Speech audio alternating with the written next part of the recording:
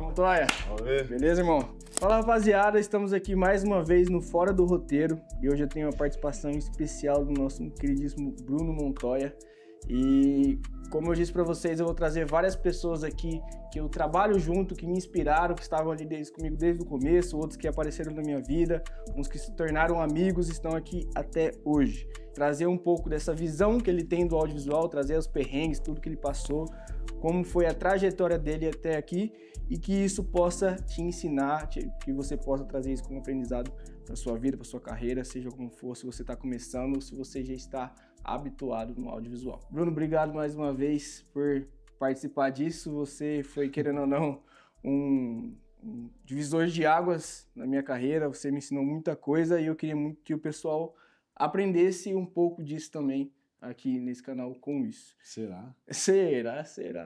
Mas antes de tudo, eu queria muito entender como começou o Bruno Montoya, como foi o começo do Bruno Montoya, como ele começou a conhecer esse meio do audiovisual. Vamos lá. A história começa em 2017, acredito. Que antes de ser... Acho que todo mundo tem um pouco desse paradigma, dessa parada, de ser um músico frustrado. Todo o filmmaker ou é um músico frustrado ou alguma coisa assim. No meu caso, não era um músico frustrado. Na verdade, eu estava com a carreira de músico indo muito bem. A gente tinha uma banda, né, nacionalmente, assim, até que conhecida. E eu fui procurar, depois de um casamento, eu fui num casamento. E eu vi um cara lá subindo um drone. Eu falei, nossa, mano, que da hora, o drone, né? Tipo, sei lá, 7, 8 anos atrás, 2017, né? Pra hoje são 8 anos. 8 anos. 8 anos atrás, um drone, puta, fazendo um take animal. Aí eu cheguei nesse cara e perguntei, você faz clipe de banda? Porque eu queria fazer um clipe pra minha banda. Ele falou assim, faço. Aí a gente marcou uma reunião, eu fui até lá, na produtora dele, né? E conversando com ele, eu falei pra ele, cara, os vídeos da minha banda, tipo, com celular mesmo, filmado com celular, a gente acaba editando, e aí eu edito no Final Cut. Putz, a gente edita no Final Cut. Que da hora, que da hora. Aí eu falei assim, pô, vocês editam no Final Cut? Ele falou, você sabe editar no Final Cut? Cara, isso é um baita diferencial pra gente, porque na época, a maioria dos editores usava Premiere. É o Premiere. E aí eu falei, cara, eu tinha Mac, o aplicativo era gratuito, ou sei lá, se eu tinha hackeado, não lembro exatamente, mas eu usava o Final Cut. Aí conversa vai, conversa vem, marcamos de fazer o clipe, só que nisso a minha banda basicamente tinha uma agenda de mais de final de semana e eu ficava meio ocioso durante o começo da semana. E aí eu falei, cara, tá aí um negócio que eu gostaria de fazer, mexer com edição, porque eu gostava de editar os videozinhos da banda lá e tal. Eu falei, se você quiser trampar de freela com a gente de edição. Aí eu comecei a trampar de freela, gostei. Mas e você largou a banda? Nada, a banda tava num auge, assim, a gente tava tocando na Europa, a gente chegou a fazer uma viagem pra Europa, a gente tocava no Brasil todo, assim, todos os estados, desde o Nordeste até Rio de Janeiro, Sul. Então, para o pessoal entender, a banda não era um hobby, era um trabalho também. Era um trabalho já full time. Eu já tinha largado o trabalho. Para quem não sabe, eu sou formado, porém eu sou formado em administração. Então eu peguei meu diploma e tudo mais. Fui muito bem na minha área, assim, comecei como estagiário, assistente, gerente, gestor, até ser gerente de marketing na parte de marketing administrativo. Uhum. Aí, nisso, eu já estava meio que, não vou dizer no auge da minha carreira, porque eu ainda era muito novo, assim, mas eu não conseguia conciliar a agenda da banda com a agenda do trabalho. Mas nesse meio termo, não teve nenhum tipo de contato com essa parte do audiovisual? Não. Aí, quando eu falei assim, não, putz, a banda tá indo bem, vou viver só de banda. Então, essa era a minha intenção, viver só de banda. Só que aí eu tinha alguns dias livres, fora o dia da banda, e aí foi onde eu fui me meter a trabalhar com essa parte do audiovisual. Depois de um tempo, o Rogério sabendo que eu era formado em administração, eu era muito bom em organizar as paradas, eu acabei entrando numa função de gerir os editores. A produtora passava por uma fase em que ela tinha muito trabalho e pouca mão de obra, então acabou atrasando bastante os projetos. Naquela época tinha muito menos editores e filmmakers. Muito menos. E assim, o Rogério, né, que é a Imovelli Filmes, que é da onde essa produtora que eu trabalhava, ele já tinha um trabalho diferenciado. Então, assim, quando você se coloca numa postura de ter um trabalho diferenciado, é muito difícil manter. Isso é verdade. Porque a mão de obra é mais complexa, assim. A mão de obra não é tão fácil assim de achar, você tem que treinar, desenvolver e tudo mais. E essa era a dificuldade dele, porque os editores dele tinham que ser muito bons. Então, na época, a Carol era a editora-chefe, assim, muito foda. E na minha fase eu lembro do Dinho, né, que entrou logo depois de mim, e tinha o Fer também. Fora alguns freelas que faziam de edição, assim, inclusive eu era um dos ex-freelas, assim. Aí nisso, cara, eu fui me apaixonando, assim, pela parada, fui gostando do universo do audiovisual. Mas eu não sabia, chegava lente, câmera lá, lapela, e eu não entendia nada, assim. Eu entendia muito da parte de áudio, por conta do histórico da banda. Então, na hora de fazer qualquer coisa relacionada a áudio, eu tava sempre à frente e tudo mais. Até que chegou um momento que eu acho que o bicho começou a me picar, assim, do audiovisual, assim, de mexer em câmera e tal. Mas até então, só pra ter um contexto, você não tocava em câmera? Não. Só edição? Não. Eu passei lá 3 anos, desses 3 anos, uns 2 anos, eu acho que eu tocava em câmera, assim, pra dar um rec num integral. Nossa! Então, não mexia com câmera, lente, não sabia. Carregava a mala de lente, assim, como se fosse nada, né? Sem saber que lá tinha um carro lá dentro, uma mochila de lente. Então, Canon? Lente Canon? Não, Nikon. Nikon? O Rogério tinha uma D800Z, uma D800, D750, enfim, tinha um setupzinho. Mas pra época era... Pra época era muito bom. Muito bom, né? Era um setup mais fotográfico, né? Porque ele era um baita fotógrafo, inclusive. Tem uma admiração bizarra, assim, por ele. E ele tinha as Blackmagics quadradas ainda. Nossa. Que eram... Eu não lembro o nome exato, mas eu acho que era só Blackmagic 4K. Tinha Blackmagic 4K e tinha Blackmagic 2,5K. Basicamente era isso. Então era quadradona, pesada, o sensor não era igual, da 2,5 era diferente da 4K. Caramba. Então era um samba assim, de sensores dentro de um filme de casamento que era absurdo. Mas foi ali que eu aprendi um pouco sobre storytelling, foi ali que eu aprendi um pouco sobre lidar com os clientes. Então, como eu cheguei numa fase em que a situação estava crítica da produtora, eu tive que pegar muito perrengue de cliente. Cliente que cobrando prazo de entrega, cliente querendo processar, cliente... Mas de um outro lado também muito cliente satisfeito, no sentido de, cara, o filme gera muita emoção, o storytelling é muito bom, o cuidado, o zelo que o Rogério tinha com a parada era absurda. Então, eu consegui extrair o melhor dos dois mundos. Mesmo do lado negativo, eu consegui entender a importância dos prazos. Então, hoje, né, você está aqui na produtora, já há 2 anos, você sabe o quanto que o prazo para a gente é importante. Uma coluna, assim, um pilar extremamente... Eu prefiro entregar um filme nota 8 no prazo do que um filme nota 10 fora do prazo. Tá? Então, assim, foi um aprendizado que eu tive na época. Então, esse olhar artístico, essa parte de atendimento, essa parte de conceito, ideia, consegui pegar muito bem dele, assim, fui absorvendo automaticamente com o dia a dia ali do lado dele, e só que eu não consegui pegar a parte técnica mesmo. Eu não sabia configurar uma câmera, não sabia mexer numa câmera, não sabia fazer Eu lembro que eu achava lindo o handheld e eu não conseguia. Colocava o handheld na mão, ficava parecendo um barco, assim, era muito ruim. Então eu falei, mano, como que ele consegue essa técnica? Coisa simples, que hoje pra gente é muito natural, assim. Na época eu ficava buscando o motivo, para onde eu jogava o corpo, como que eu travava a perna, enfim. Até chegou num momento em que eu queria desenvolver o lado técnico, né? Então, eu já sabia editar, já sabia gerenciar uma equipe, né? Editores, freelancers, eu sabia lidar com os clientes, porque muitas das buchas eu acabava administrando junto com ele ali. Eu participava muito das reuniões de clientes que a gente tinha. Ele me levava assim, né, como assistente para dar um suporte e tal. E nas gravações eu acabava indo também. Então eu via as coisas acontecerem, mas eu não sabia como fazer acontecer. Isso foi até na Vilas Montes, foi muito assim. Quase próximo da pandemia, ainda no ano de 2019, foi quando eu decidi sair mesmo da produtora. Comprei a minha primeira câmera e convidei o Vilas, que é o Jonatas, Jonatas Vilas Boas, meu sócio na Vilas Monte na época, e eu sou o Monte, que é o Montoya. Então, a junção do Vilas Boas, do Montoya, virou o nome da produtora. O engraçado é que, tipo assim, geralmente eu no começo pensava que para iniciar no audiovisual eu precisava comprar uma câmera já direto, uma lente e tudo mais, mas estando num lugar em que pessoas trabalham com isso e pessoas que entendem sobre isso, para você aprender realmente como é o processo, é muito melhor. E foi isso que você passou, tipo, você não largou a banda para viver só do audiovisual direto e tudo mais. Eu fiz um pouco o caminho inverso. Essa é a grande verdade, né?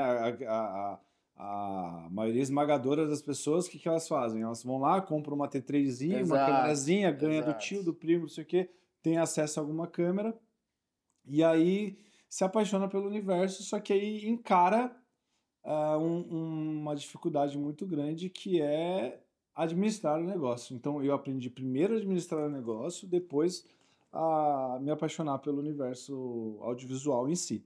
Mas eu falo que, tipo assim, tudo que a gente passa na vida nessas questões tem um propósito, óbvio, mas você precisou fazer esse passo inverso, mas que te trouxe um conhecimento para estar onde está hoje muito grande. Absurdo. Sim, nossa, eu sou muito grato. Eu falo, minha faculdade de administração não foi em vão. Então. A minha passagem pela Emovere não foi em vão. A minha passagem pela banda não foi em vão. Então, até hoje, a gente estava discutindo um pouquinho de edição. E o Luiz fala, mano, como que você sabe que aí é o tempo? Porque eu sei, a construção da música é assim, é intro, estrofe, refrão, estrofe, fim, sabe? Tipo, tem virada, tem contagem, são 4 tempos, contratempo, enfim, são coisas que o universo musical acabou me ensinando. Então, na hora de tratar um áudio, também eu tenho um pouco mais de conhecimento, enfim, tudo o que eu sou hoje é devido a todas as fontes que eu bebi. Então, seja a música, né, a minha banda, seja a Emovere, seja a minha faculdade de administração e tal. E como você falou, né, só ressaltando isso, tipo, a música te trouxe essa parte musical, né, a sua faculdade te trouxe a parte empresarial, que é onde você hoje toca toda a sua empresa e tudo mais. E também tem essa parte da Emovere que trouxe todo o seu conhecimento para o audiovisual, para trazer um pouco... Que o audiovisual, ele vai mudando, né? Sim. Vai mudando, as câmeras vão mudando, as câmeras vão atualizando, o enquadramento, fotografia, você tem que entender sobre luz. É muita coisa que se envolve, não é só lá, o famoso ir lá e dar o rec. Não. Mas é muito bom saber disso, porque às vezes as pessoas não sabem nem por onde começar. Eu sempre gosto de falar para você começar com pessoas que já estão trabalhando na área, porque... são pessoas que têm conhecimento sobre isso, sabe? Nem seja para você carregar um cabo, para você estar lá com a pessoa, para você entender como é o processo realmente que funciona tudo isso. Mas continuando... mas precisa ter muita parcimônia, né, nisso daí. Também a gente pode depois entrar nesse assunto. Mas assim, a minha sorte nesse audiovisual, que eu cresci muito nesses 3 primeiros anos, foi ter o que no YouTube não tinha. Exato. Então assim, o que no YouTube não tinha, eu vivi. O que eu precisava aprender, tinha no YouTube. Então, para mim, foi fácil nesse sentido, porque eu só precisava aprender a dar rec. Entendeu? A partir daquele momento, agora precisa... Obviamente que aí eu estudei muito sobre luz, sobre equipamentos, zerei todos os canais que vocês possam imaginar, Peter McNicon, canais nacionais como Casal Rec, né? Johnny Su, né? Johnny Su também. Eu sou muito fã do Flauzelino Júnior. Aí depois veio Thiago Calduro, Rod Cauí, enfim, Irmãos Meirelles, enfim. Bebi de todas essas fontes, tá, gente? Comprei curso da maioria. Então, assim, para mim, o que eu precisava era aprender da REC, basicamente. Então, o que aconteceu? Juntou eu, que sabia editar muito bem, sabia gerir uma empresa, sabia fazer uma reunião comercial, sabia vender o produto e tudo mais, com um dos melhores filmmakers da atualidade, daquele momento ali, que era o Jonatas Vilas Boas. Ele era um cara que manjava muito de fazer gimbal, ele era um cara que sabia muito sobre drone, sabia desenrolar, assim, ele desenrolava, sabe? Era muito prestativo e tudo mais, mas não tinha o lado empresarial e não tinha a parte de comércio. Então foi uma junção muito positiva. Só que na minha cabeça, para Vilas Monte ter sucesso, a gente tinha que igualar os pontos positivos de cada um. Então ele tinha que ser melhor editor e melhor lidando com os clientes, e eu tinha que ser melhor filmmaker. Então eu fui estudar muito. A gente não precisava ser iguais, né? Ele não precisava ser tão bom quanto eu e eu não precisava ser tão bom quanto ele, mas as nossas fraquezas tinham que estar mais comprimidas, né? Mais próximos das nossas qualidades. Então, estudei até que a parte de filmmaking, a parte de direção, a parte de fotografia, eu fui desenvolvendo até um ponto de ficar tão bom quanto o Jô, e até adicionar conhecimentos que ele não tinha na época, que era iluminação. Então, tipo, chegava na hora de iluminar um set, eu sabia iluminar um set, mesmo tendo um bastão Yangnu e um ring light, por exemplo, tá? A gente não começou com a estrutura que a gente tem hoje. Mas logo depois eu entendi a necessidade de ter uma Aperture, de ter uma 120, de ter uma 150, 300, até chegar na nossa 600, que é o equipamento que a gente tem hoje. Quando você saiu lá da Imovere e começou a decidir a ter a sua própria empresa, qual foi a câmera que você começou? Pô, eu comecei bem, né? Eu comecei com uma 7.3 na época. Mas por que você saiu na câmera que ele usava que não tinha nada a ver com Sony? E você falou, putz, eu vou testar essa Sony aqui, eu já tinha testado. Pesquisa, eu tinha feito muita pesquisa de mercado já, né? Então, eu já via o Habits como que ele chama? O Guilherme. O Guilherme Coelho, da Habits Filmes. Eu já vi ele usando a 7.3, falando muito bem da 7.3. E na época, na produtora, a gente tinha uma 6.300. Que já era uma câmerazinha que eu falava, nossa, a câmera aí é diferenciada, assim, tal, perante as DSLRs, assim, né? Ela já era uma mirrorless. Então eu já sabia que eu queria uma mirrorless. Canon ainda não tinha entrado nesse universo, Nikon também acho que não, então a câmera óbvia ali para mirrorless era a 7.3. Então minha primeira câmera foi uma 7.3 e uma 2470 f4. Mas a 2470, você já tinha testado ela ou pelo menos na Canon alguma coisa? Não, eu sabia que eu queria uma 2470 porque eu sabia que era o melhor range que eu podia ter. Sim. Podia ter o aberto, o fechado, e infelizmente não tinha grana para uma f2.8, então comecei com uma f4 ali e fé. Das Zeiss? É uma Zeiss, é uma Zeiss. Mas mesmo sendo F4, é gostosa ela. É boa. Foi uma baita lente, a gente foi evoluindo de lente, mas eu lembro que acho que o Jô tinha uma 1635 F4 também, e eu tinha a 2470 F4. Então a gente começou com essas duas F4, porque ele foi pro gimbal e eu fui pra... A gente comprou as nossas câmeras juntos, assim, no mesmo lugar que a gente compra até hoje. A minha última 7.4 que a gente comprou até hoje, a mesma pessoa, ela é maravilhosa. Você não tinha pego uma X100, você pegou um bastão, tipo uma Light. Gnu 360. Ah, tá. Gnu 360. Mas não era difuso, né? Ela tinha aquela plaquinha de lá, era luz dura. É uma luz dura. Bastão é uma luz, por mais que ele tenha um difusor, ele é considerado uma luz dura, não é uma luz soft, assim. E pro começo, assim, como é que foi? Foi foda, porque assim, eu lembro da primeira vez que eu iluminei uma cena e eu não conseguia entender por que o fundo estava estourado ainda. E eu, mesmo com um bastão de luz, não conseguia. Aí, hoje eu já entendo. Hoje eu já consigo olhar para uma janela e entender qual luz que eu vou precisar para combater com aquela janela ali e tal. Mas na época eu falava, mano, mas eu já comprei uma luz. Tem um bastão aqui da Gnu 360, tá acontecendo? Não vai. Aí a primeira luz já foi uma... Assim, ó, meu aprendizado, tá? Vou dizer. Obviamente que a gente não pode... cada realidade é uma realidade. Mas dinheiro mal gasto é muito ruim. Então, assim, eu sei que eu comecei numa câmera pica, assim, mas eu acho melhor começar com a câmera pica do que começar com a ruim, porque dá muita dor de cabeça. Obviamente você precisa começar, você precisa de um start, assim, tudo mais. Então eu entendo também, tá? Mas hoje, com o FX30, por exemplo, aí, ou ZV-10, enfim, já são baitas câmeras, assim, que você não precisa começar com uma T3i, T5i. Eu acho que a ZV-10 é uma entrada como se fosse a 6700 na época, né? Tipo assim. Não, hoje a 6700 é uma baita câmera, mais cara do que uma ZV. Exato. Mas é como se fosse... Mas dá pra começar. A gente tem um amigo nosso que trabalha aqui com a gente, que é o Pablo, que ele tem uma. E aí ele tá sofrendo hoje lá. Hoje ele fala, cara, eu não tenho isso, não tenho esse recurso, não tenho aquilo. Eu falo assim, tem coisas que são mínimas. Tem coisas que são mínimas, exato. Então, começa direitinho. Então, as nossas primeiras luzes foi uma 120 diopter, 2 cabeças 120, depois uma 300 D1, que foi a primeira, depois que veio a D2.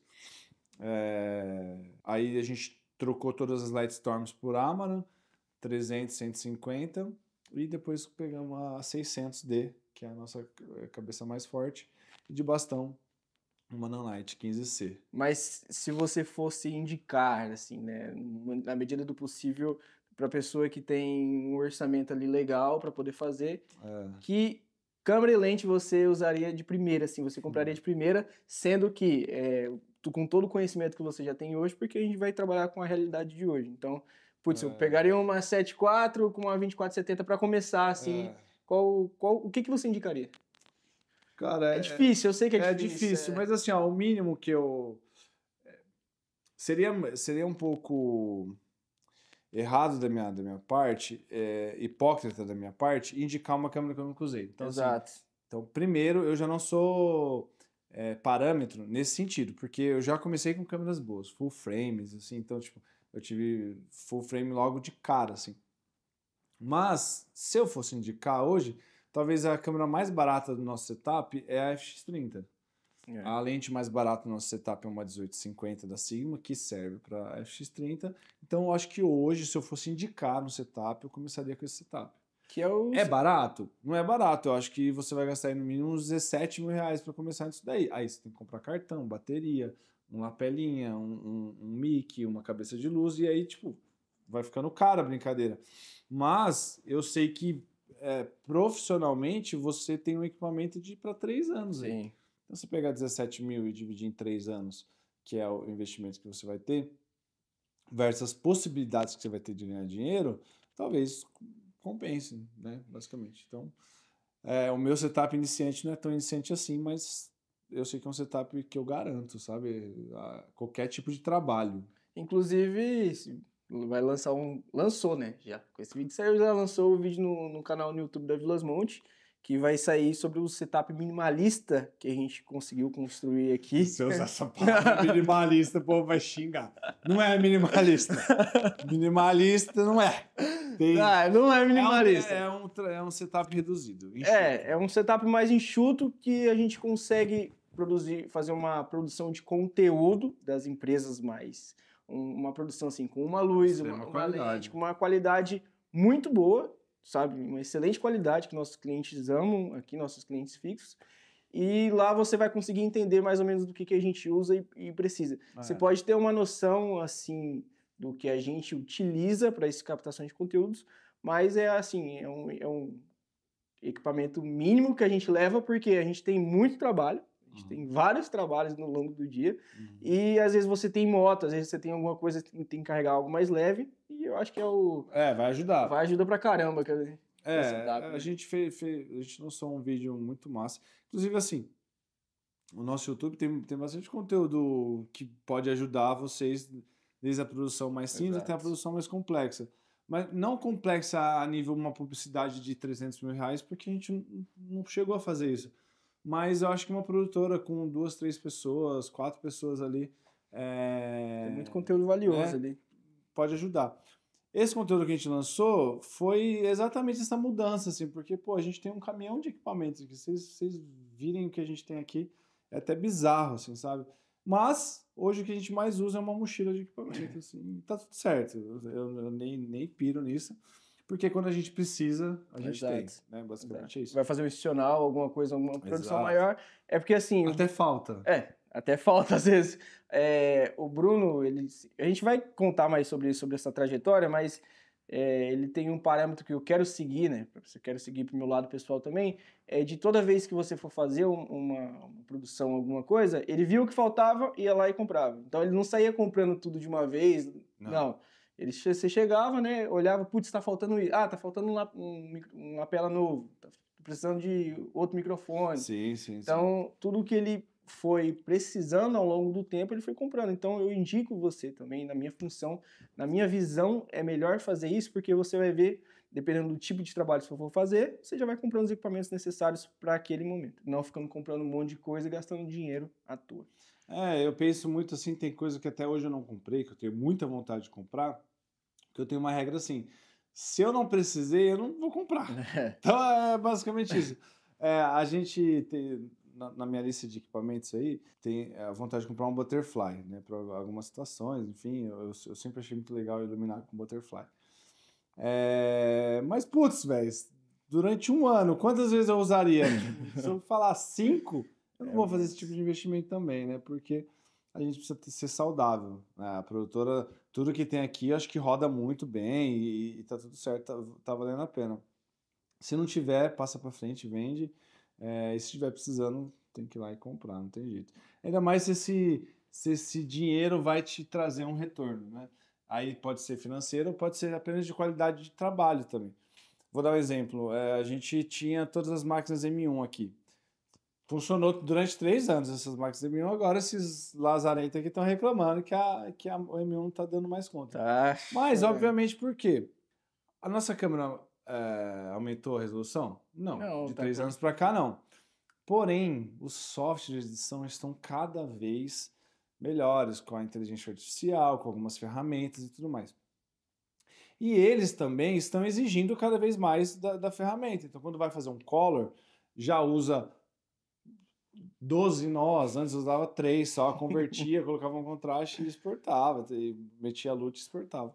Então, agora usa máscara, agora usa noise reduction, agora usa halation, enfim. E aí, essa tecnologia vai fazendo com que... Vai exigindo da máquina. Vai me trazer mais dinheiro, trocar M1 por M4? Não vai.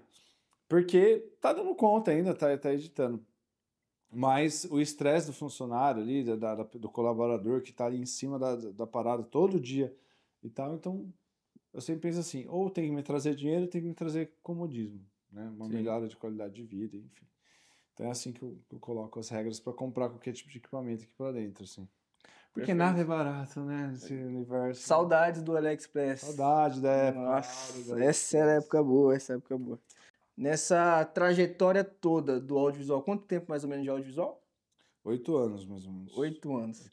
Qual o maior perrengue que você acha que nessa trajetória toda você passou assim, tipo, putz, mano, esse aqui foi o maior perrengue? Que você consegue lembrar, né? Eu sei que você já tá idoso hoje, mas qual que é o maior perrengue que você lembra assim, que esse foi marcante, seja de que for, como for, mas, claro, envolvendo um pouquinho do audiovisual, mas o que você lembra assim? Você lembra mais ou menos? Cara, a parte mais difícil para nós, assim, acho que eu tenho 3, assim, 3 coisas que me marcaram muito. O primeiro é que a gente foi processado. Então, assim, a gente... Essa história. Hoje eu dou risada porque a gente ganhou o processo, tá? Mas se eu não tivesse ganho o processo, eu tava bem chateado com essa fita. A gente, na época da pandemia, a gente oferecia algumas transmissões ao vivo da cerimônia. E aí uma pessoa que era amiga de familiar minha falou, Bruno, você não faz? Eu falei, lógico que faço. Mano, você né, de boa, muito próximo, não vou citar nomes, não vou contar muitos detalhes, mas contratou a gente cobrou R$1.500, fez uma transmissão ao vivo, com 3 câmeras. Ao vivo ainda, né? 3 ou 2 câmeras, não lembro exatamente. Chegou lá no lugar, não tinha internet, não tinha nada, mas antes disso já tinha feito uma visita técnica, já tinha passado a preocupação de que a gente precisava ter para que a live acontecesse, pegar a internet do vizinho, enfim, algumas coisas. Chegou lá na transmissão, deu errado. Nessa de dar errado, a live ficou de 0 a 10, ela ficou com uma nota 8, assim, mais ou menos. Porém, durante a live tinha alguns lags, assim, era como se fossem uns glitches que o transmissor estava causando por conta de sinal ali. Tipo o erro de render, né? E aí, gente, beleza, só que as pessoas estavam ali na live comentando, meu, que lindo, que emocionante. Eu falei, mano, ou eu paro a live, ou eu mantenho ela com esses errinhos, que para mim, na minha cabeça, não eram grandes erros, assim. Grandes problemas técnicos, assim. Era algo que atrapalhava muito a emoção do rolê, não. Era um glitch que deu. Enfim, foi uma transmissão ao vivo e tal. E como as pessoas estavam dando feedback positivo, Falei, lenha, vamos para cima. Depois disso, terminou a cerimônia, passou uns dias, os clientes mandaram mensagem agradecendo, muito obrigado pela atenção. Passou uns 3 meses, chegou aqui a notificação do processo. Sem avisar, sem eles falarem. Pedindo 21 mil reais. Falei, mano, da onde que foi? Até cair a ficha, sabe? Falei, gente, cobrei R$1.500, 21 mil reais, 1 ano de produtora, vou quebrar a produtora. Comecei falido já. Mas eles agradeceram e não falaram nada. Na época agradeceram, falaram muito obrigado. Não, mas não falaram nada sobre isso. Tipo, não, a gente meteu o processo, não, já chegou o processo. Não. Passou uns 3 meses. Aí ficou bom. Enfim, ganhamos a causa, né? Obviamente, a transmissão ao vivo tem perrengues e tudo mais. A gente administrou da melhor maneira. A gente tinha as melhores câmeras, a gente tinha os melhores transmissores, tinha a Blackmagic, a mesinha lá de corte, MacBook, sei lá, tinha R$100 mil de equipamento lá para fazer um trampo de R$1.500 e ainda assim fomos processados. Esse foi o primeiro perrengue, assim. Mas isso por conta da internet, né? O erro em si, geral, foi por conta da internet. O lugar tinha né? Era próximo de uma antena da Claro, se não me engano, e aí, mano, começou a dar interferência, aí a rede da internet também instável. Enfim, gente, nada que era da nossa culpa, né? Não tinha que fazer. Enfim, ganhamos o processo, tá tudo certo, graças a Deus. Gastei uma nota com o advogado, mas a gente ganhou esse processo. O segundo perrengue foi que a gente foi gravar um clipe na praia e no meio do clipe um jet ski deu um cavalinho de pau, não sei se é esse termo, na água, e fez uma cachoeira dentro da nossa lancha, e a nossa lancha, eu tava segurando uma Blackmagic que tinha acabado de comprar, a minha primeira Blackmagic, e ela simplesmente derreteu, né? Nossa! Então, a água do mar. Nossa! E tal. Porque corrói tudo. Corrói tudo, e a gente perdeu uma Black novinha, assim, e aí foi um baita aprendizado que eu ainda falei pro Rogério da Imovelli, que ainda hoje eu tenho muita gratidão por ele é meu mentor, assim, mas eu falei pra ele, assim, mano, esses perrengues só acontecem na hora que a gente não tem nenhum puto no bolso, né? Eu falei assim, mano, esse perrengue só foi feito pra acontecer no momento que você não tem condições de resolver. E aí eu aprendi a guardar mais dinheiro, a ter um caixinha pra esses perrengues, assim. E o terceiro maior perrengue, eu acho que na verdade, a administração do negócio, assim, em si é muito difícil, porque, igual eu falei no começo, montar uma equipe muito boa é difícil, você tem que ter pessoas talentosas, tem que ter, mas é sempre muito difícil gerir pessoas. Então, hoje, para mim, a minha maior dificuldade é essa. A gente tem 5 anos aí, e a gente tem no mercado, sei lá, 8 pessoas, 10 pessoas muito boas no mercado que passaram por aqui, e para mim vai ficando cada vez mais difícil, né? Porque você vai treinando, o tempo vai passando e é muito difícil você manter uma equipe. Então, a minha maior dificuldade como produtora não é equipamento, acho que não é cliente, acho que não é financeiro, acho que é sempre pessoas. Uma matéria difícil, sabe? De você gerenciar, assim, você só vai saber quando você for dono de uma parada e tiver que lidar com uma pessoa que não seja seu sócio ou sua mulher, né? Porque tem muita empresa que é assim, né? Minha esposa é minha sócia, e aí o resto é freela. Nossa, freela é uma delícia trabalhar. Só que a gente aqui nunca trabalhou com freela, porque a gente sempre formou. Então, a minha intenção, o Kalish é prova viva disso, quando ele entrou aqui, ele era um Kalish, um filmmaker nota 4, sei lá. Hoje ele é um filmmaker nota 8. Se pensar no nosso universo, exato, ele é um filmmaker nota 9, entendeu? Logicamente, se colocar no universo do cinema, da publicidade, nenhum de nós aqui chega nem aos pés, assim. Mas no nosso universo, ele é um cara que saiu de um patamar 4 para um patamar 9, sabe? Só que isso é dolorido, o aprendizado dói, o relacionamento fica desgastado porque você tem que cobrar, né? No meu caso, você tem que cobrar, você tem que exigir, você tem que pressionar, você tem que tirar, você tem que apontar o dedo e falar que tá errado, e a pessoa do outro lado tá lá recebendo aquela carga, dando o máximo ainda, enfim. Então, a parte de gerir pessoas, recursos humanos, hoje, para mim, como produtor, é o meu maior perrengue, assim, é a parte mais difícil, assim, que eu tenho. E é isso, acho que são esses 3 pontos. Acho que um financeiro, um corporativo, empresarial e outro jurídico. O que deu para perceber sobre isso é que também os perrengues ensinaram muita coisa, né? Os perrengues estão aí para ensinar a gente, muita gente. Eu tinha conversado até no Luiz com outro episódio, é que o filmmaker meio que se forma filmmaker depois do casamento por conta dos perrengues, né? Porque a gente sabe, você que já fez bastante casamento, assim como eu, sabe o tanto de perrengue que acontece em cada casamento, porque parece que cada casamento é um casamento diferente, que acontece perrengues diferentes e que ensina a gente a poder lidar com esses perrengues, já estar meio que preparado para isso. Começando esse início de quando eu cheguei na Vilas Montes, né?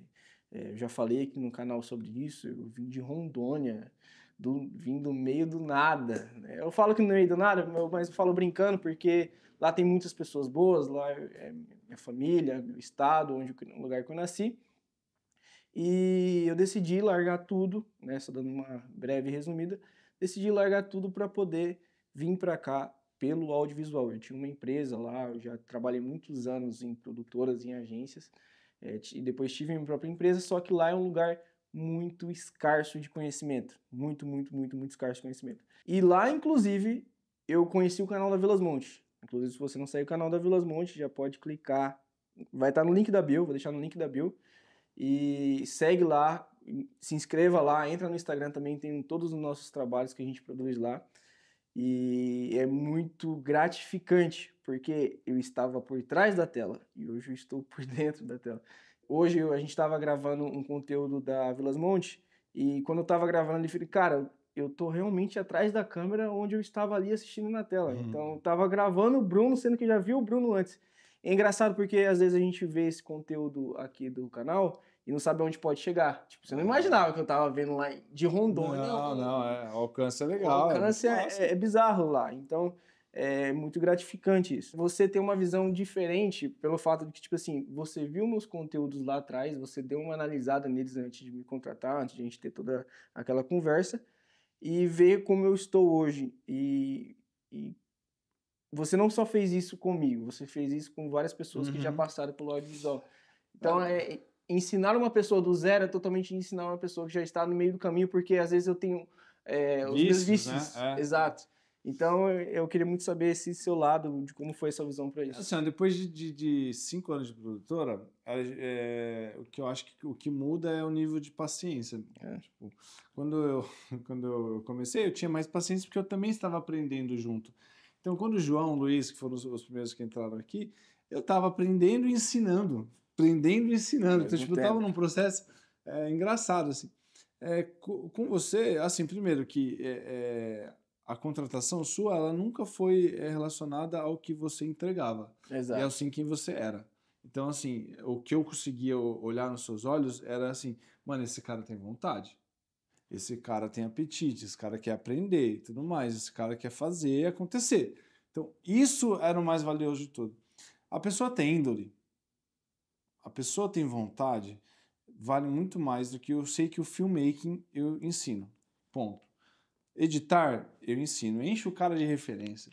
Quantos links eu não te mandei no Instagram? Quantos vídeos eu não te mostrei nosso? Quantas trocas de ideia? O João, que na época era um cara que já estava se despontando muito na parte de edição, eu falava pra ele, mano, é assim que o João raciocinou, é assim que o João chegou nisso daí. Ele testou isso daqui, vai para esse caminho. Apesar de já não ser um editor como vocês, eu vi aonde as pessoas pisaram para chegar ali. Então, primeiro, se você era um bom filmmaker ou não me interessava muito, porque eu olhava ali no trabalho e você não gostava do trabalho. Não era algo que eu falava assim, mano, isso daqui funciona para Vilas Montes. A gente tem exigências aqui, que hoje você já sabe quais são, que você fala, putz, agora eu sei que eu não servia para Vilas Montes. Hoje você é um Vilas Montes. Mas a nossa primeira conversa, a nossa segunda conversa, ela foi justamente para isso. Eu queria saber quem que era o Caliche. O humano por trás da parada, né? Hoje ele tem esse jeitão meio sisudo às vezes, mas ele por dentro ele é um amor de pessoa, uma pessoa muito boa, que nunca vi fazendo mal para ninguém e tudo mais. Ele, pelo contrário, ele sempre se entrega mais, se doa e tudo mais. Então, era isso que era importante para mim. Então, hoje, para mim, qualquer pessoa que entra aqui, eu penso muito mais no ser humano que ela é, do que as pessoas que eu não sinto falta é porque o lado humano não era tão bom. As pessoas que eu mais sinto falta é porque o lado humano era muito bom. Então foi assim. E hoje, vendo mais um exemplo, né? O Calixto é um dos mais recentes dos exemplos, é que ser filmmaker e ser um bom editor depende de você querer, mas é totalmente possível, não é nada impossível, tá ligado? Qualquer pessoa que tenha vontade e estudo consegue chegar lá, né? Enfim. Eu entendo esse lado que você traz mais humano, por quê? Porque você passa mais tempo com a gente do que com sua namorada, com sua filha, com tudo, então... Inclusive, minha namorada tá me dando mensagem aqui, ó. Eu tô tomando o tempo dele. Mas, ó, eu entendo justamente esse lado por conta que você tá com a gente todos os dias, 8 horas ali, praticamente a gente tá junto, porque às vezes a gente não vê, porque tá gravando e tal, tudo mais. Mas esse contato tem que ter, porque é o pessoal também, é a resenha que a gente tá ali, a gente tá praticamente o tempo inteiro resenhando, quando um tá mal, o outro já sabe, porque a gente já sabe como é a convivência todos os dias, quando todo mundo tá bem, tá feliz, então é muito bom isso, é muito bom todo mundo estar bem para a empresa fluir bem também, essa questão. Eu acho que tem um tema aqui que eu pulei, e eu acho que agora pensando bem eu não podia ter pulado, quando você me perguntou de perrengue, acho que tem um perrengue pessoal também.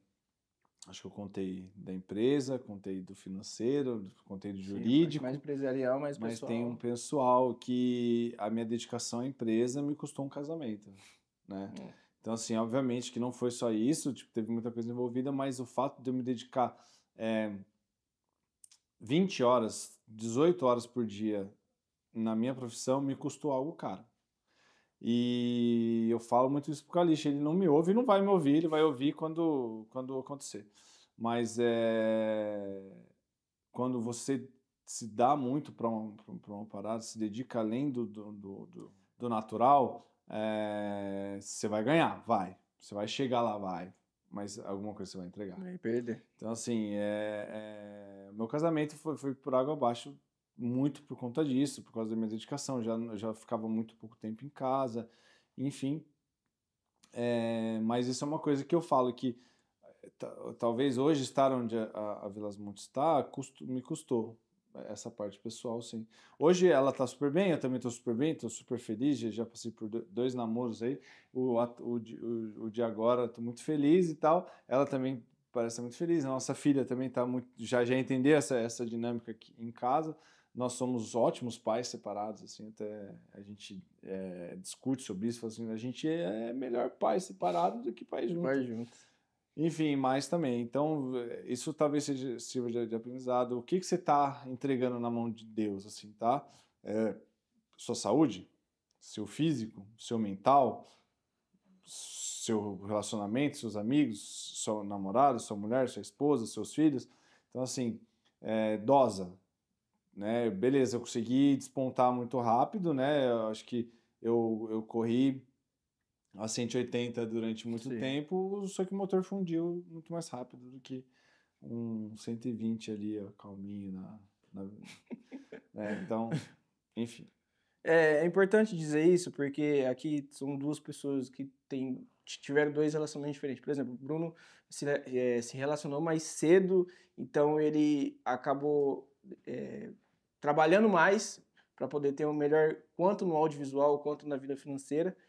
E isso desgastou muito, não foi esse só o motivo, mas isso, querendo ou não, desgasta muito pessoal, mental, físico, porque também você, né, depois de tudo que aconteceu, você não come direito, você só quer comer besteira. Engordei pra caramba. Hoje que ele tá aqui já tá...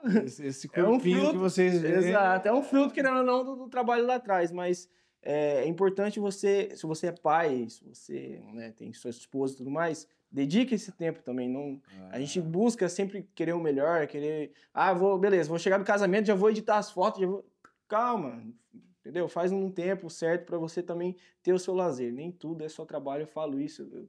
Eu sou solteiro, eu tô tentando conquistar cada vez mais as coisas por agora, principalmente começando do zero, né? Porque eu saí de tudo lá, eu larguei tudo e tô começando realmente do zero.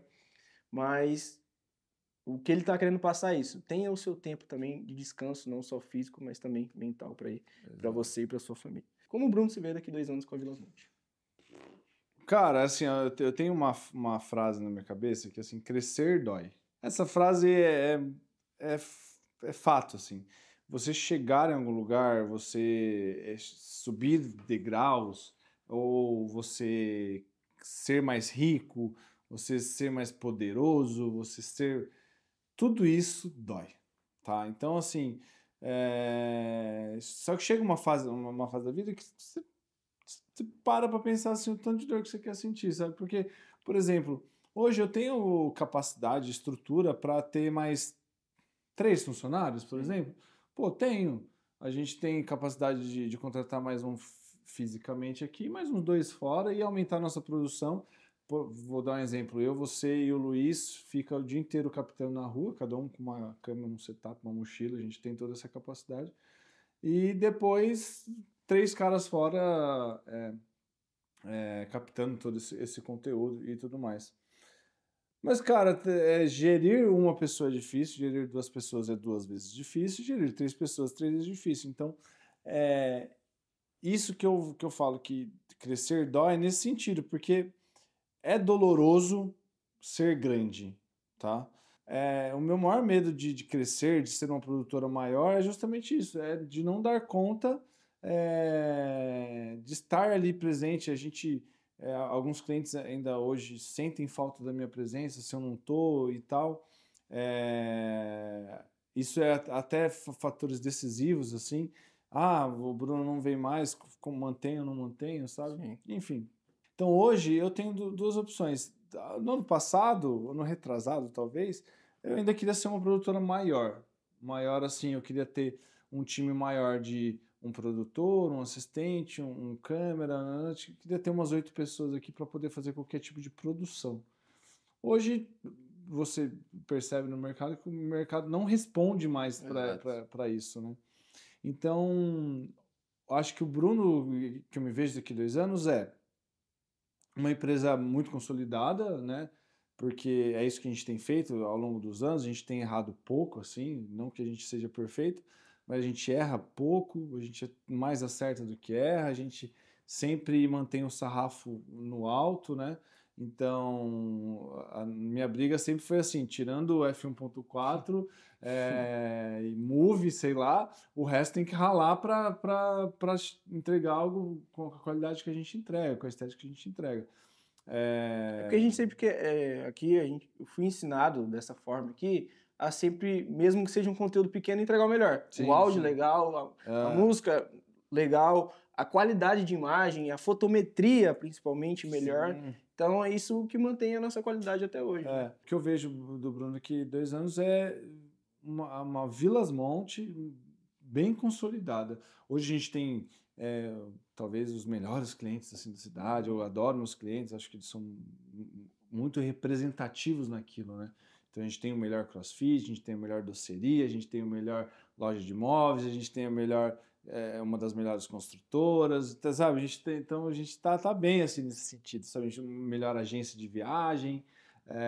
Porra, eu tô feliz com isso. Então as pessoas já olham pra gente sabendo que o nível de exigência é grande, sabe? E a confiança, né? E isso mostra uma confiança, né? Se você pega todos esses caras e você chancela que eles são nossos clientes, pô, que massa, né? Os melhores bares, sabe? Então isso me deixa muito feliz. Então é isso que eu acho que é isso que eu almejo, a gente continuar sendo muito próximos da perfeição, assim, sabe? Não somos perfeitos, tá? Mas um cliente que passa uma má experiência com falta de entrega, ou falta de qualidade, ou falta de atendimento, ou falta disso, falta daquilo, não quer ficar passando por isso. E quando chega na gente, a gente consegue entregar tudo isso com muita maestria, assim, sabe? Então, acho que é isso. Acho que sempre crescendo, né? A gente sempre cresce, ano a ano a gente cresce, mas nunca com passos maiores que a perna, assim. Sempre cresce. Você vê, né? Se olhar no passado, não tinha carro, não tinha moto, não tinha tal câmera, não tinha tal lente, não tinha Mac. Cada ano a gente vai evoluindo. Eu sei que é muito difícil no universo do audiovisual você estagnar, assim, né? Mas hoje eu sinto que a gente está numa manutenção, assim, a gente não precisa mais ter que comprar tanta coisa, então sobra mais recursos, a gente não precisa ficar tanto na loucura. Enfim, a gente é uma produtora que trabalha pouco. Quando eu falo trabalha pouco, porque a gente já teve a rotina da gente ficar até 11 horas da noite aqui editando, trabalhar todo final de semana com casamento. Então, assim, chegava segunda-feira e tava todo mundo morto ainda. Tipo, hoje a gente não, a gente trabalha de segunda a sexta, 8 horas por dia.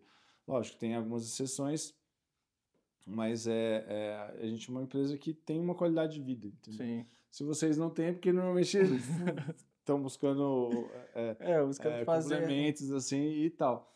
Mas, basicamente é isso. Eu quero que a gente continue crescendo financeiramente, e isso impacte nos funcionários, nos colaboradores, recebam mais benefícios, mais salário, mais não sei o quê, sem ter que abrir mão da qualidade de vida. Então, eu quero que vocês, assim, que trampam comigo,